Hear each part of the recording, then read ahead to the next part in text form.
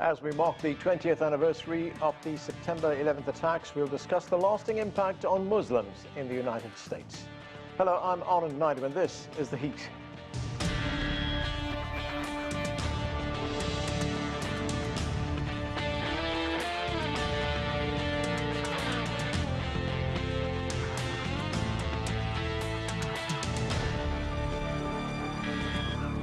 September 11th will be forever seared in our memories. The terror attacks on the United States left nearly 3,000 people dead at the World Trade Center in New York, the Pentagon outside Washington, D.C., and the downing of a commercial plane, United Airlines Flight 93 in Shanksville, Pennsylvania.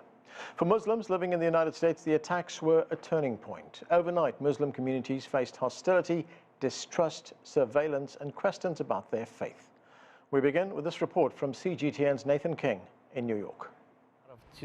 Rumdan Othman runs the Sultan restaurant on the avenue, serving traditional Middle Eastern food. I mean, it was a little tough time for the Arab community during the 9/11. Few incidents happened, you know, and people, there was a loss of life, but there was loss of business. Some people, they burned their business. Some people, they burned some mosques in the city. The mosque in the city was burned.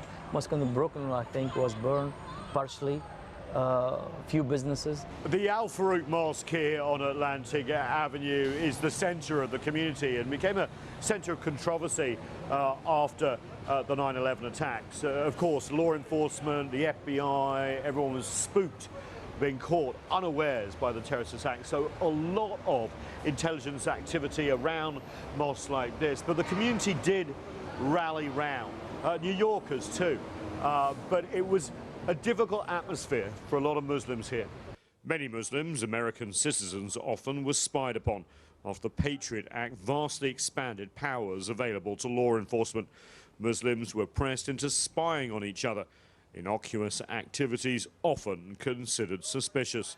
Afnan was 3 years old on 9/11. He has only become a fully practicing Muslim in the last few years. He says his parents tried to warn him off, worried about radicalization. Afnan, however, feels no stigma, just his faith. Honestly, when I started practicing, my parents thought I became like an extreme person or something. Maybe I got influenced to start practicing and stuff, because my parents are kind of like weren't too practicing, you know, but right. So yeah, but you know, not too much. We try to stay away from people who are extreme, you know. But the Muslim community here have had other things to worry about over the last 2 decades.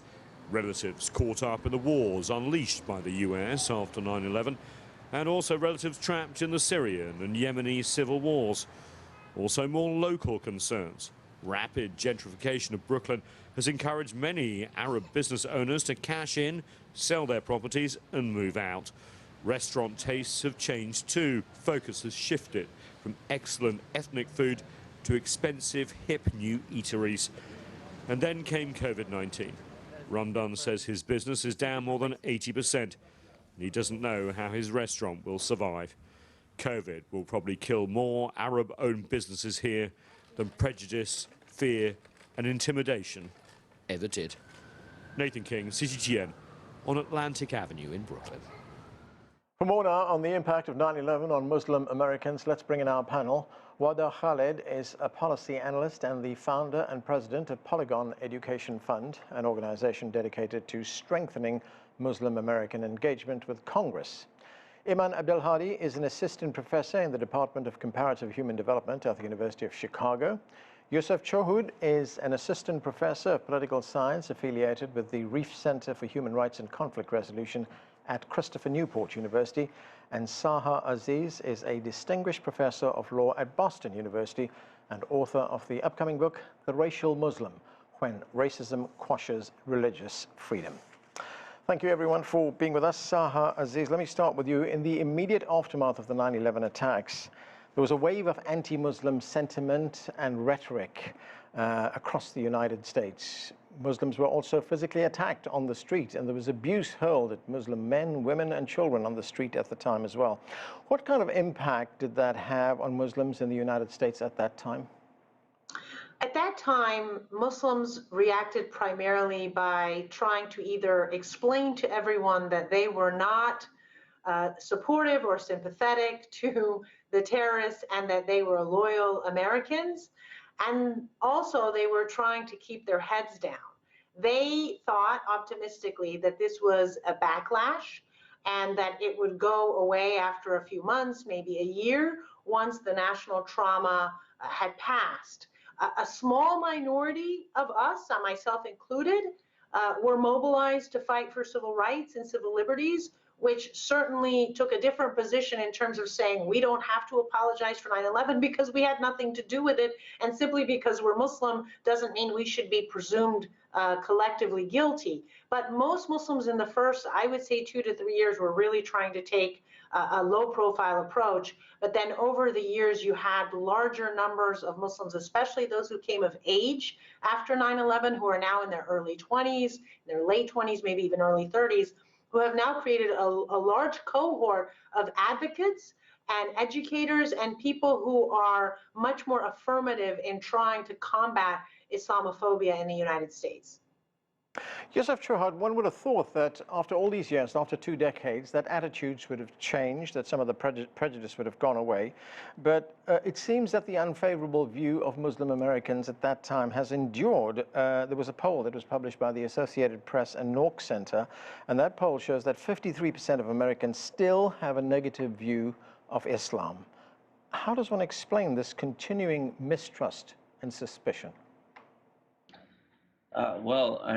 Clearly the kind of cultural representation of American Muslims plays a large role in shaping the attitudes of the average American at a time, when not, a majority of Americans still don't personally know an American Muslim. Their idea of what Muslims are, what Islam is shaped by, what they see on TV. That said, these cultural products have, progressed some in the past 2 decades. Early on, they were, scenes of, 24, your kind of stereotypical Muslim enemy. But, recently they have, become a far more nuanced. You have comedians, you have, Oscar-nominated, Oscar-winning Muslims. And so, yes, it is disheartening that number remains so high, but the trend, I believe, is going in a positive direction, or at least there are indicators that it will go in a more positive direction. What makes you feel so optimistic that it is going in a positive direction?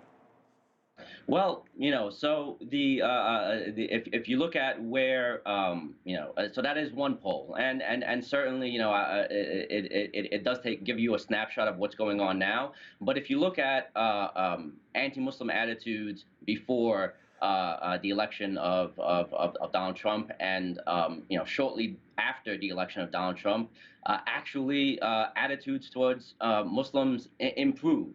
And that's because, for all his faults, what Donald Trump did was really put front and center, what the ramifications of these anti-Muslim attitudes can actually bring about.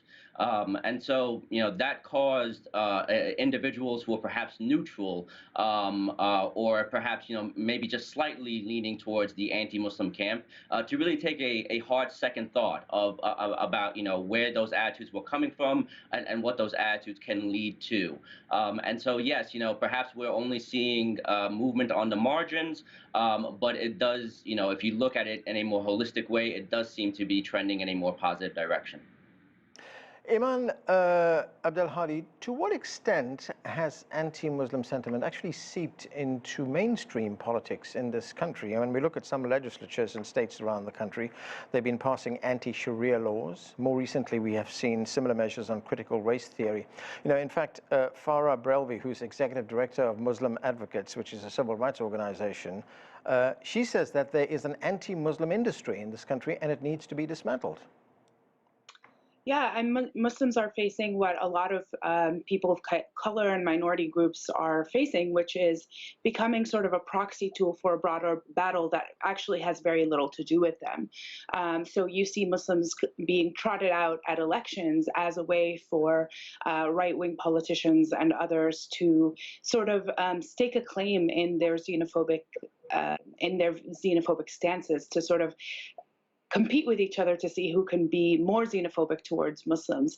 And so I think this industry just reflects a broader culture of xenophobia and white supremacy in this country, and the ways that Muslims sort of get pulled in to that conversation.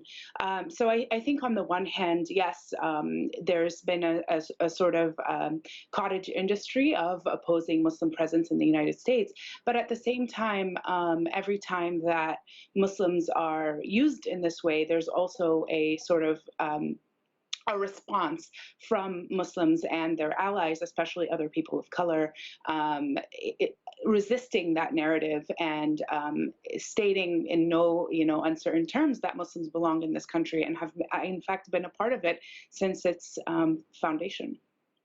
Wardah Khalid, I was talking earlier on about that wave of anti-Muslim sentiment and rhetoric that we saw and heard right after the 9/11 attacks. George W. Bush was president at the time, and he responded to that anti-Muslim rhetoric at the time, and he said, and I'm quoting here, he said, "The enemy of America is not our many Muslim friends, it's not our many Arab friends. Our enemy is a radical network of terrorists and every government that supports them." I mean, clearly that wasn't enough, because Americans failed to make the distinction between criminal terrorists and Muslims.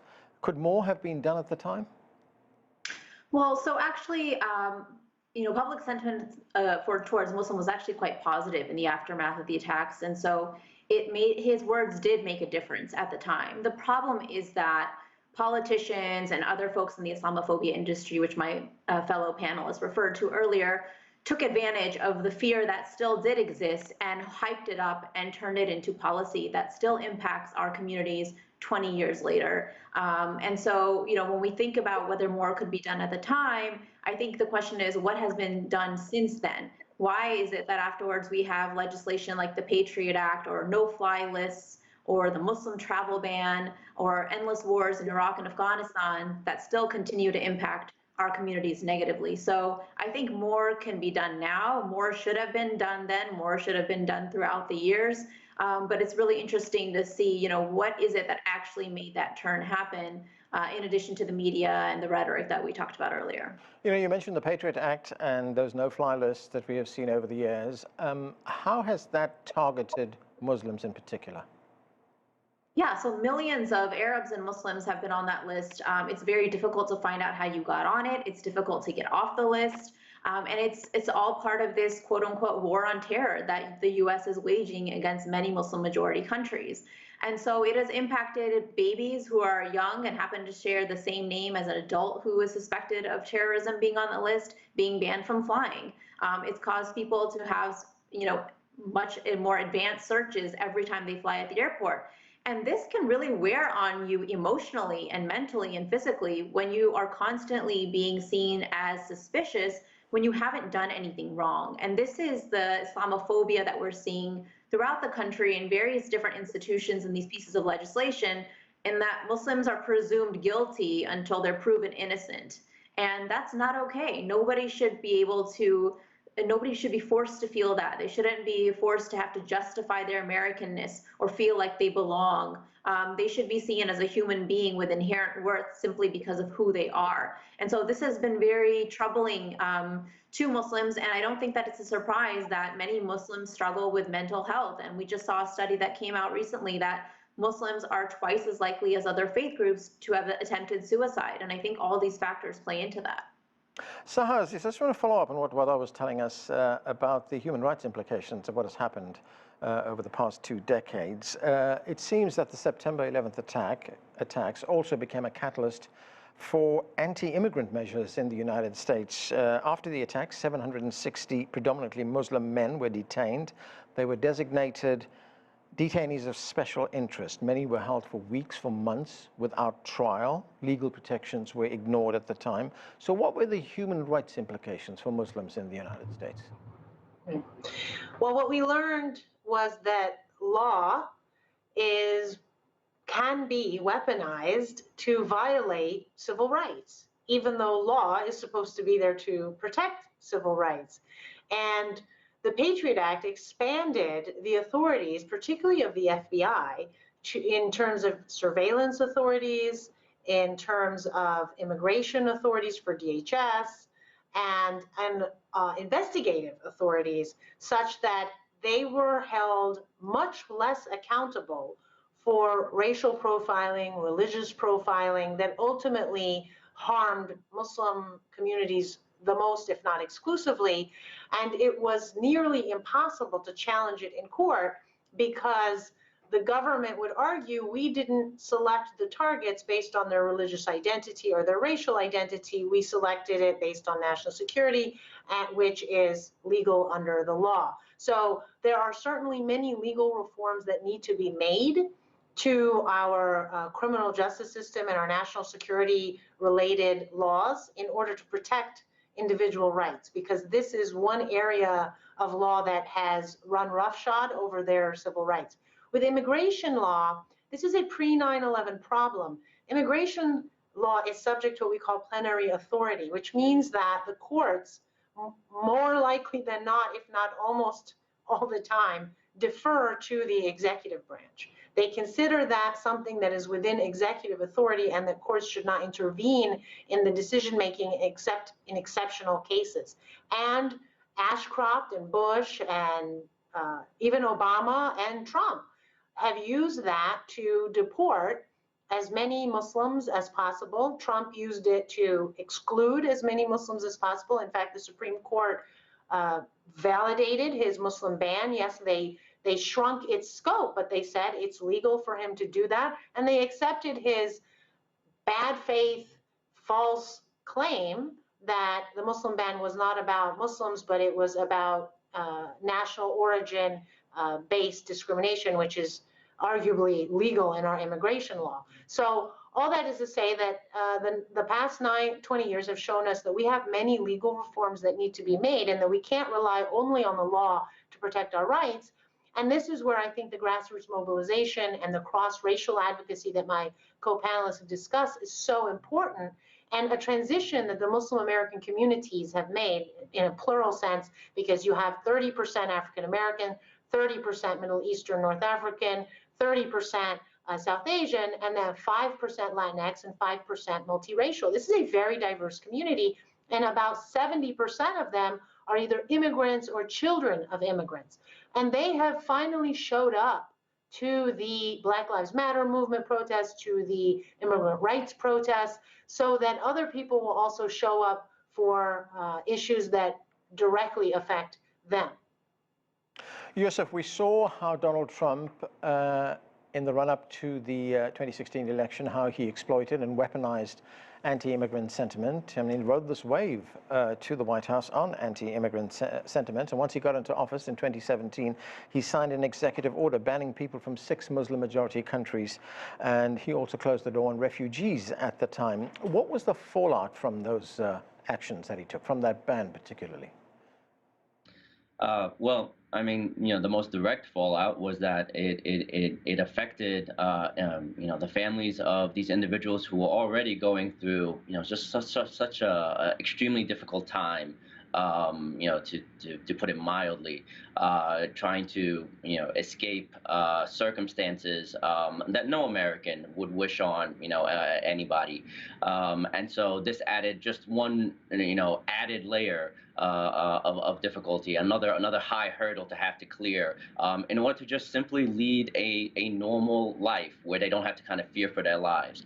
So that was the most, kind of direct effect of it. But in terms of, how it affected kind of the American populace, I mean, the scenes at, airports, soon after Donald Trump took office and started really putting into motion the Muslim ban. They were really kind of unprecedented, and they really do kind of speak to what some of my co-panelists mentioned about, a wider coalition building around American Muslims. And so what this showed was that this anti-immigrant sentiment is part and parcel of a lot of policies that target minorities, that target marginalized communities more generally, and that made it just seem a lot more natural for these communities to build coalitions together. And so what we're seeing now is this kind of burgeoning, cross-racial, multiracial, multi-generational, even coalition building up among these marginalized groups, and that has a lot of ramifications for what politics is going to look like in America moving forward. Wardah Khalid, President Biden, he did rescind that executive action that was signed by President Trump. It became known as the Muslim ban. He rescinded that, but it can be easily reinstated by a future president, couldn't it? So isn't it time for Congress to act right now, to pass legislation that would prevent a future president from doing something like this again? Yes, absolutely. The No Ban Act has been around for 2 legislative sessions at this point. It's passed in the House twice. It has yet to pass in the Senate. And I was one of the people that helped write that with fellow advocacy groups and Hill staffers, and worked actually on the Hill to help pass that legislation. So it's very disheartening to see that it hasn't gone through and it has turned into a partisan issue, when in fact security and civil rights should never be a partisan issue. Right now, the way that it stands is, like you said, any future president could put such a ban in effect that discriminates people from entering the country based on their religion or ethnicity. It's a very un-American, unconstitutional ban, and it absolutely needs to be rescinded. And it's great that Biden did that on his first day, but this legislation needs to pass so that no other future president can do something similar in the future, and also to send a message to the American people and to the world that the U.S. does not discriminate people based on their religion or ethnicity, that it really is a land of welcome, that all should be able to have a family here, have a life here, and the No Ban Act helps see that that actually happens. Eman, Abdelhadi, your research includes tracing the lives of second-generation immigrant Muslims. And, we did see in that report that we broadcast at the beginning of the show, a young Muslim man being interviewed there by our correspondent. He was 3 at the time of the 9/11 attacks in 2001, but he said that his parents didn't want him to follow the faith. They feared that he may become radicalized on the one hand, on the other he might be targeted by the authorities. So what kind of impact did the 9/11 attacks have on that generation? Yeah, I think for a lot of people, it's just such a fundamental part of their identity as Muslims in this country. So on the one hand, Islam is a religion. It's a religion that is extremely diverse. However, in this country, because of the valence of the war on terror and all of these things, it came to take on almost like a racial identity. So I find in my research that even folks who are not attached to the religion, very deeply in terms of practice, never pray, never go to the mosque, may not follow restrictions, still see themselves as Muslim, and see that as an important identity. And even when they try to let go of that identity, the rest of the society reminds them that they're Muslim. So I think that the case of the young man that you spoke to is both unique and typical. I mean, I think most parents still encouraged a relationship with the faith, but I think there was this sense that any kind of relationship with Islam is going to be conditioned on what's going on in the broader society, and that you can't just have a relationship with the religion without thinking through its implications for the rest of your life and for how you're going to be treated. Yusuf, you were talking earlier on about the role that popular culture has played in part of the anti-Muslim sentiment that we see and hear. Of course, we see that on television, as you point out. We see it from Hollywood as well. In many instances, Hollywood portrays the bad guys as often being Muslims. Young people, of course, are very vulnerable to that kind of influence coming from places like Hollywood, coming off our television screens, etc. I mean, how does one change that? Well, I think it's already being changed. I mean, you mentioned young people, and for them, I think the scenes of this kind of very nebulous Arab-like, Muslim-y kind of villain. It's something. It's a relic of the past in many ways. What are young people doing now? Well, they're going on TikTok, and some of the top influencers on TikTok happen to be Muslim, and it's not that they're doing things related necessarily to their religion. It's that they're cooking, or they're showing off products, and they just happen to be Muslim too. And I think that is really kind of the sea change. Just showing Muslims doing normal things, being normal people. The more that happens, and there's no reason to believe that it won't continue to happen, the more it'll just be just kind of benign to be like, oh yeah, Muslims, they're my neighbors, they're the TikTok video that I liked this morning. Sahar, Aziz, we saw something of a racial reckoning in the United States following the death of George Floyd. He was killed by a white policeman. Race was thrust front and center in that case. Will that perhaps impact views on other minorities as well? Yes, this ties into what my co-panelist said about cross-racial coalitions, so what you have is this new generation of Americans of various backgrounds, racially and ethnically, who have become much more progressive than their parents. And they have disrupted the politics of the Democratic Party, right? They're trying to push the party more farther to the progressive left. They have challenged systemic racism, have recognized that systemic racism is real. And part of the manifestation of that is joining the Black Lives Matter movement. It is no longer simply African Americans who support BLM. It is now whites and Latinx and Arabs and Muslims and people of various ethnicities. And this acknowledgement of systemic racism, of structural racism, has broad implications for minorities in various spaces. Right. So whether it's with criminal justice with African Americans, or national security with Muslims, or with immigration with Asians and Latinx and Arabs and many other groups, what they're realizing is it's not enough to say, well, if we can't see intentional discrimination, if we can't see it explicitly, then there must not be any bias. They're looking at the structures. And I just want to give an example of structural racism in national security post 9/11. The Countering Violent Extremism programs, which is why the parents of this young man are so afraid that he'll be quote unquote radicalized, is because the Countering Violent Extremism programs that were initiated under Bush and then perpetuated under Obama, continued under Trump, were to try to rehabilitate and to save Muslims from being radicalized, as if that was actually a systemic problem, which there was no empirical evidence to show that was in fact a social problem. And yet, the right-wing white supremacists were growing. In fact, according to the Southern Poverty Law Center, before in 1999, there were about 498 groups. By 2018, there were more than 1,000 groups that were overtly white supremacist, xenophobic, anti-Semitic, Islamophobic. And yet, there was no special Countering Violent Extremism program for white people. And so that's an example of structural racism right there. Okay, and we have to leave it there. Time has caught up with us. Thanks to all of you for being with us. That's it for this edition of The Heat. I'm Arend Naidoo in Washington, D.C. Thanks for watching.